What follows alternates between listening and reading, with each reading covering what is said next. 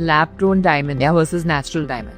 What are your thoughts on it? And do you like lab-grown diamonds or you prefer the authentic natural diamonds? I think this is a very interesting debate that everybody likes to have within the jewelry business. Luxury and mass can't be the same thing. Anybody who wants to buy lab grown, it's good if that's what they really want, and I'm not against buying lab grown. But when I was building Tamanna Fine Jewelry, I just feel like my consumer, if they're truly buying into luxury, I would want to give them an experience of something actually holds value in the long term. Like if we look at any kind of statistics, ever since lab grown came into the market, it's already an 80% drop in the price of lab grown diamonds. And the fact remains that lab grown diamonds are a technology. Yeah, but you can't tell the difference is what they say. So just to understand that natural diamonds come from the earth. Yeah. Just like the fact that they come from the earth and the fact that they are probably little more than 1 billion years old gives it a certain sort of strength. It means something that it comes from the earth. Versus lab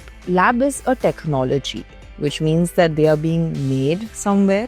And the fact that they're a technology, at some point as the technology gets better, it's definitely going to be mass produced. And if it is going to be mass produced, it's not far away that someday lab grown comes out of a vending machine. And someday it might become mass.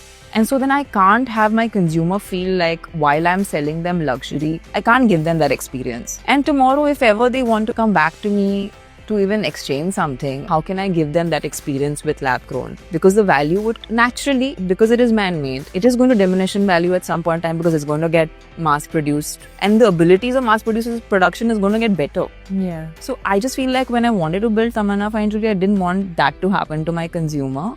But at the same time, I am big on, like, I myself buy a lot of fashion jewelry. I buy jewelry because it looks good.